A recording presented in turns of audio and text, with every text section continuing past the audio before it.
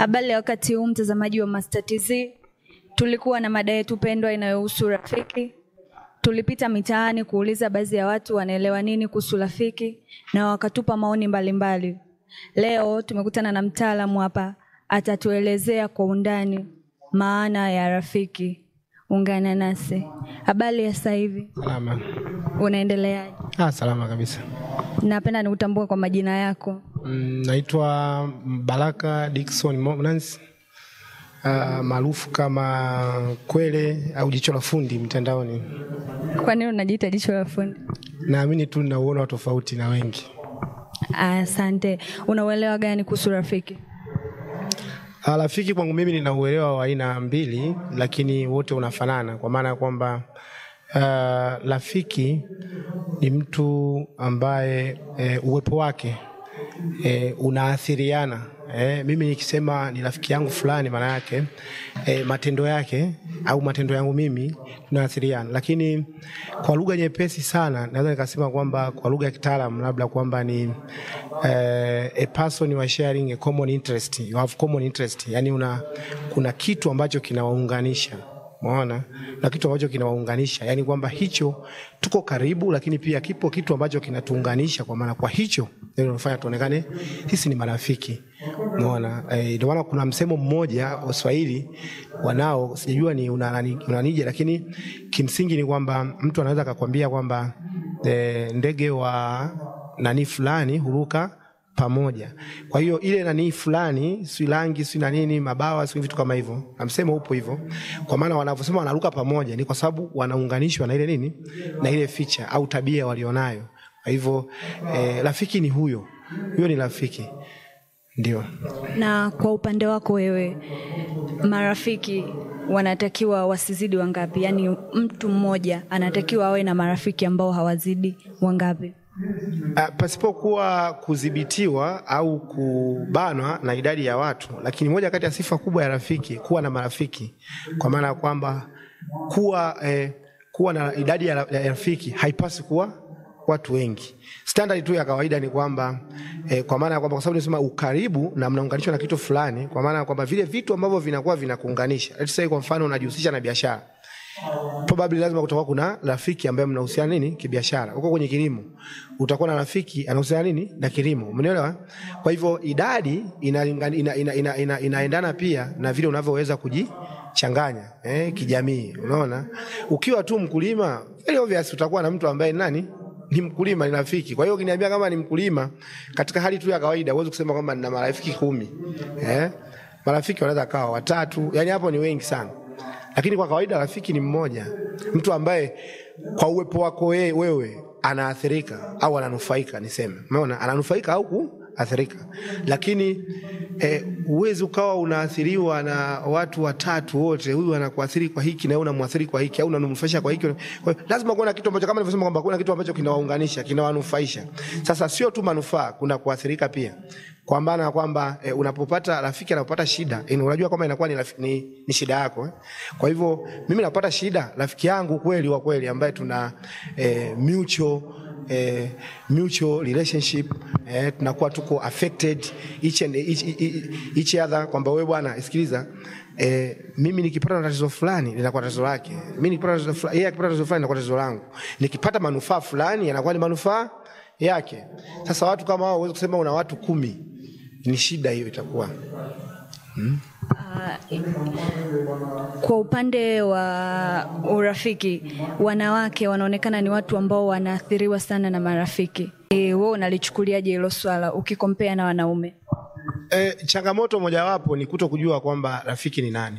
Ndio changamoto inayoathiri. Licha kwamba acha tu mwanamke au ni mwanaume, kitendo cha kujua kwamba huyu ni rafiki, huyu ni, labda ningeenda mbele zaidi mimi ambacho nakijua kwamba tunashindwa kutofautisha kati ya rafiki, ukiona sema sasa tunawakaribisha ndugu, jamaa na marafiki. Unaona wao walivyo categorize, walivyo watofautisha kwamba kuna ndugu, jamaa na marafiki. Umeona? Kwa hivyo wapo watu wanapaswa kuwa ndugu tu na kwa sababu ni ndugu, na wapo watu ambao ni jamaa na kwa sababu ni jamaa, na wapo watu ambao ni marafiki kwa sababu ni marafiki, ni rafiki. Kwa hivyo ndugu, sasa tunaenda ndugu ni nini? Ndugu naambia, ndugu ni mtu ambaye you have a relationship, umeelewa? Una uhusiano wa damu. Jamaa ni aina ya mtu ambaye huwa tunakuona uko naye, lakini tukikuuliza yule mnahusiana nini, na wewe uelewi, tuko naye tukijiweni, ni mshikaji tu, umeelewa? Kwa hiyo ni jamaa, kwa sababu unaweza ukawa naye kila siku, lakini hauna kitu ambacho wewe kinakufanya kuathiriwa. Kwa hiyo ili pawe na tafsiri nzuri ya neno rafiki, tunarudi kule kule, lazima kuwe na ukaribu, lakini kuwe na kitu ambacho kinawaunganisha. Umeona? Kwa hiyo mnaweza mkawa mnashinda sehemu mko kijiweni, kumbe wewe ni jamaa yako, ila wewe tukikuuliza unasema yule ni rafiki yangu. Kwa kitendo cha kushindwa kutofautisha, kuweka mipaka kati ya rafiki, huyu bwana ni rafiki, huyu ni jamaa yangu, au kwa Kiswahili cha sasa usikia mshikaji wangu tu. Mshikaji is not your friend. Umeona? Mshikaji ni mshikaji tu, ni jamaa, sio rafiki yako. Umeona? Yaani hilo neno ndio limeweka vizuri sana. Huyu ni mshikaji tu. Tukikuza mshikaji ni nini? Yaani unashinda naye tu, lakini tukikuza unakuathiri nini? Wewe unanufaika nini na yeye? Huwezi kutueleza. Huwezi kutueleza kwamba huyu jamaa bwana. Yaani utaishia kusema huyu jamaa bwana, huyu anamuonaga tu pale kijiweni. Huyu jamaa bwana tunakutanaga yupo tu. Lakini sisi tunaokuona tunaweza kadhani kwamba ni rafiki. Na sifa nyingine ya rafiki, inawezekana wanaotambuliwa na watu tunao kutambua kwamba yule ni rafiki yake, wala kumbe sio rafiki yako.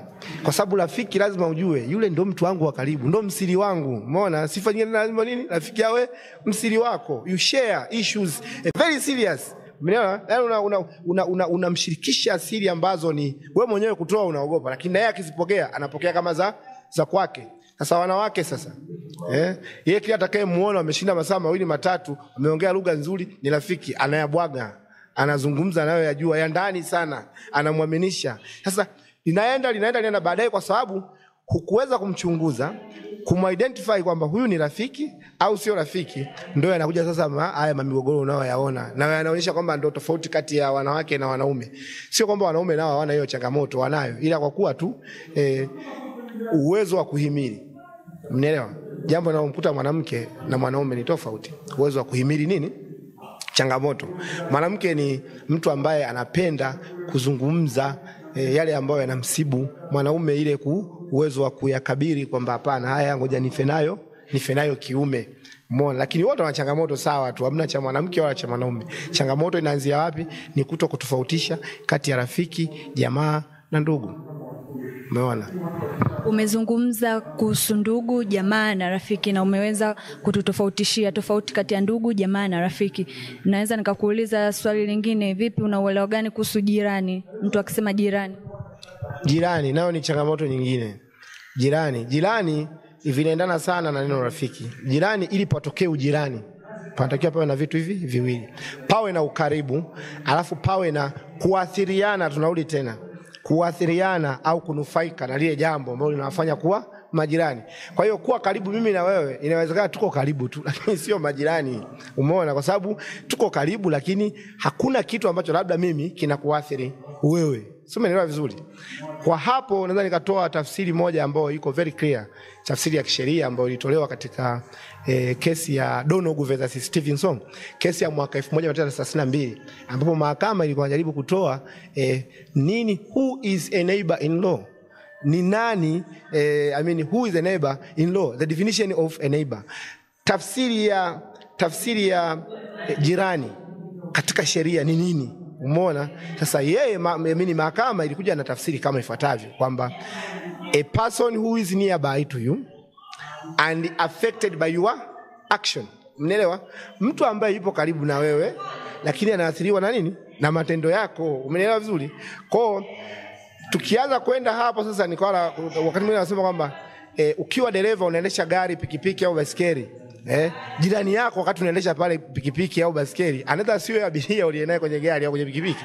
Jirani yako ni yule pia anayetembea nini? Kwa mguu. Because you are using the same road. Mnaelewa? Wote mko barabarani. Sasa tendo lako linaweza kumuathiri yule kwa kuwa umemsababishia, labda kumsababishia nini? Ajali. Umeona? Lakini msingi wa kesi ulikuwa ni katika kutafuta katika kutafuta kitu kinaitwa nini? Uzembe, negligence. Mnaelewa?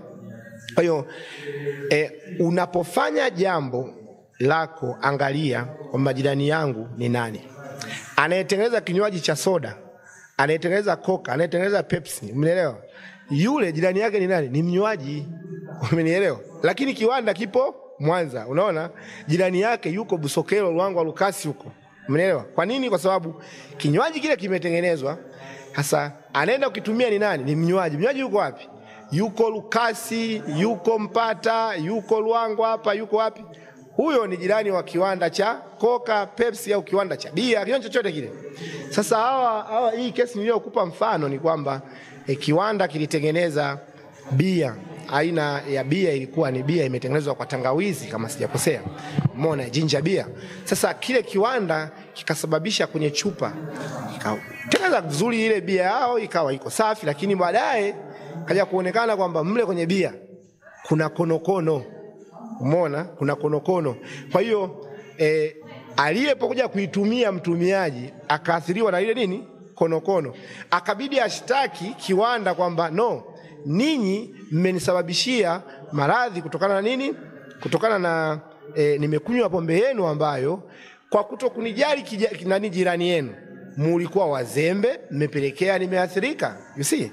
Kwamba nimeathirika. Kwa wale wangekuwa wako makini, umeona, wangemjali jirani. Kwa maana nyingine ni kwamba jirani ni mtu ambaye anafanya nini? Anakujali. Umeona? Kwa nini ajali? Kwa sababu kila mmoja, every person has a duty of care.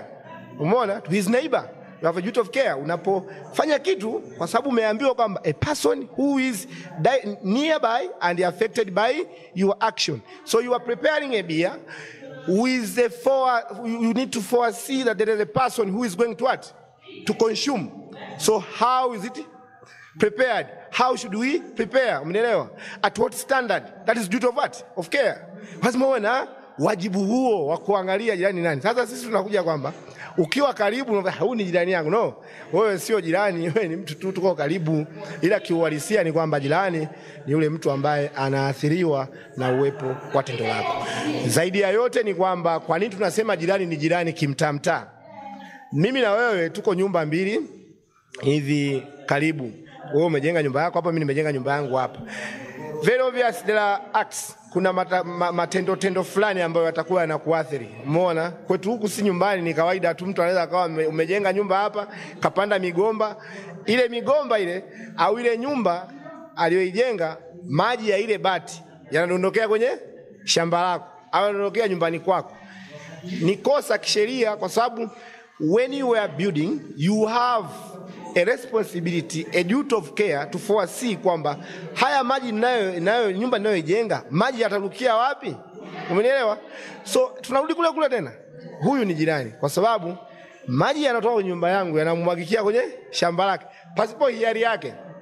Umenielewa vizuri? Hicho. Kwa hivyo mimi ndivyo ninavyoweza kusema kwamba jirani ni mtu ambaye ni mtu wa karibu, lakini pia anaathirika na tendo lako kwa kufanyiwa au kutokufanyiwa. Sababu wakati mwingine usijue kafikiri kwamba kusababisha kitu fulani ndio, lakini wakati mwingine kuna wajibu ulipaswa kuufanya, hukufanya. Umeelewa? Umemuathiri. Sio unaelewa vizuri?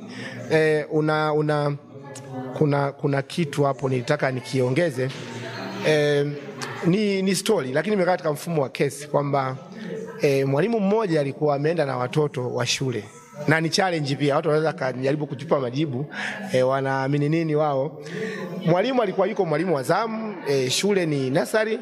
Kwa hiyo mwalimu akawa amepewa gari na wanafunzi wameenda kwenye matembezi. Nikiongea matembezi si hivyo, wameenda labda kama Matema, unaona? Wakati wameenda Matema, mwalimu wa zamu alikuwa anaona pale wanafunzi wanaendelea kuoga, wanaimba, na wengine huko wako ufukweni wanaruka, umenielewa? Wakati wanaruka sana, wamefly nini mwanafunzi mmoja akawa anazama. Umenielewa vizuri? Akaongezeka mwingine analalamika ndani anazama, wakafika mpaka 5 wanafunzi wanafanya nini? Wanazama. Baadaye mwalimu akaona siwezi, mimi kazi tanishinda, umeona? Akakimbia kwenye maji akajirusha kwenda kufanya nini? Akawaokoe sasa. Umenielewa? Lakini wakati anawaokoa alijitahidi katika wale 5, mmoja akamshinda akafa. Umenielewa? Tuulizane labda kwenye hii kupitia Master TZ. Mwalimu atakuwa anakosa kisheria au hatakuwa anakosa? Kwa sababu of course alikuwa anaenda ni tendo la wema. Umenielewa? Siwezi kukubali mwanafunzi wangu akafa. Sofani kwa mimi mwalimu wake na niko zamu, have a duty of care, nina wajibu wa kumlinda, kumfanya awe salama. Akaenda kuokoa katika wale 5, 4 akawavusha salama, 5 huyo akafa. Je, atakuwa na kosa kisheria au hatakuwa na kosa kisheria? Ni hivyo tu. Kwa hiyo wakati mwingine ni kufanya au kutokufanya. Kufanya au kutokufanya, wajibu ulionao ni uzembe. Kwa uzembe sio kutokufanya au kufanya jambo kwa ukisema uzembe, ni mzembe yule alishika sahani imedondoka. Wakati mwingine ulipaswa ukachukue sahani ukuchukua, ni mzembe. Umechukua sahani ukadondosha, ni mzembe. Tunarudi hivyo tena kwamba ni kuathiriana. Naathiri mimi wewe usipokuona, napata shida, sijamuona dada yangu, dada sijamuona, hivyo. Asante. Ndugu mtazamaji wa Master TZ, tumepata swali. Je, mwalimu atakuwa anakosa au anakosa? Tukutane kwenye comment hapo. Dondosha comment yako hapo tujue kwamba mwalimu alikuwa anakosa au alikuwa anakosa. Lakini pia nataka kwa kumalizia, kwa upande wako wewe unaamini katika urafiki? Mimi naamini katika urafiki, lakini sio muumini wa marafiki wengi. Paka sasa ndio nikasema kwamba nina rafiki wasiozidi 2. Na kitu kimoja kibaya zaidi ni kwamba siko nao hapa. Yaani ninapoishi mimi, let's say ingekuwa kama ni kusafiri, almost kama nauli kuanzia 60 kwenda juu. Ila hao wengine nao shinda nao ni jamaa zangu tu na ni washikaji tu. Ila rafiki wa kweli kwamba huyu ni rafiki yangu, kiambia bwana rafiki yako nani? Hata nikimtaja na yeye mwenyewe kweli huyo jamaa ana recognize kwa mimi rafiki yake. Mimi rafiki yangu ni mmoja tu nadhani, ambaye kweli kwamba huyu rafiki kweli yupo Dodoma, Faustini Mzumbwe. Basi huyo ni rafiki. Hawa wengine ni washikaji tu na watabaki kuwa washikaji.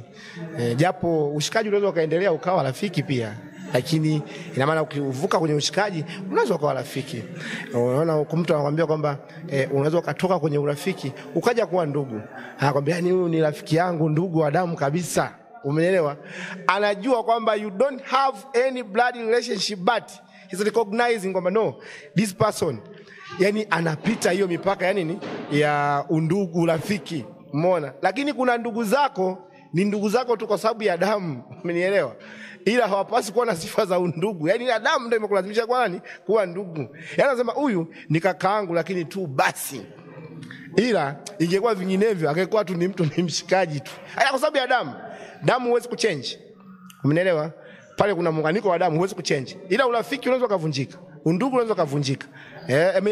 Eti urafiki unaweza kuvunjika na ujamaa, kwamba ujamaa wangu unaweza kuvunjika. Lakini jamaa naye anaweza kukua, baada ya jamaa akaja kuwa rafiki.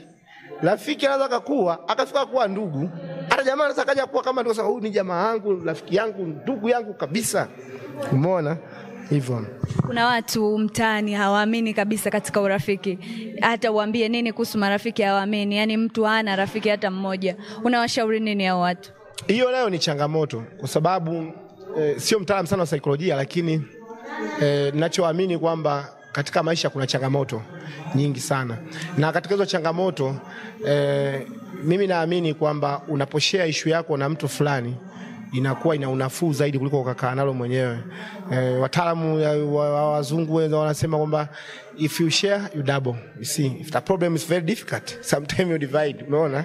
Wewe unalifikiria hivi, unafikiria hivi, unapata huyu atakuja na jibu. Unaona kama umebana na jambo fulani ukamshirikisha rafiki yako, ukute yeye akalichukulia jambo la kawaida akakupa solution ya kawaida na jambo likaisha hivyo. Sasa ukisema huna rafiki, nayo ni changamoto. Tunarudi kule kule. Kufanya au kutokufanya pia ni kosa. Umeona? Yaani kwamba ni changamoto. Wewe ulipaswa kufanya hivi, ukufanya. Tukirudi hapo kama ni daktari, daktari wewe ni daktari. Umeelewa? Wewe unamtibu huyu mama mjamzito. Umeona? Kitendo cha kufanya kitu fulani kama daktari kinaweza kapelekea daktari wakati mwingine akashtakiwa kwa uzembe. Mfano, sheria wana sheria zao madaktari labda. Umeelewa? Sasa daktari amepata mgonjwa. Kikawaida unapoenda theater, umeona? Unapoenda theater kuna kanuni moja wanasema kwamba hupasi kula chochote. Sasa tufanye labda daktari anajua hicho kitu. Na wajibu wake ni kumwambia mgonjwa wake kwamba hupaswi kula chakula chochote. Yeye daktari akamwacha asiseme hivyo. Ni uzembe wa daktari. Sababu yeye ni mtaalamu. Tunaamini hayo mambo gani? Anajua, atakiwa mwambie bwana wewe utakikula chochote kabla kwenda theater, kwa sababu dawa zakazotumika ni nusu kifo, nusu ile nini wanaita nusu kaputi kama sijakosea. Kwa hiyo kufanya kutokufanya ni changamoto. Kuwa na rafiki, kutokuwa na rafiki hivyo ni changamoto, na idadi ya marafiki isiwe kubwa sana. Mimi naamini mmoja anatosha sana kuliko kuwa na marafiki wengi na wote wakawaita marafiki na ukawaishi kwamba wale ni marafiki, ni changamoto. Neno lako la mwisho kuhusu mada yetu ya rafiki? Mimi kwanza nimependa na nimejisikia vema kushare, unaona? Kwa ninachoamini kwamba nazungumza na wewe hapa, lakini watu wengi wataita comment zao na nini. Ni nzuri, nimependa. Asanteni sana kwa kutambua pia kwamba ninaweza kuwa sehemu ya kutoa mchango kwenye hii mada. Asante sana, tunashukuru. Asante kwa muda wako. Asante. Karibu Master TZ. Asante sana. Asante mtazamaji wa Master TZ Online TV. Ulikuwa nami Nice Champion katika kipindi cha Rafiki.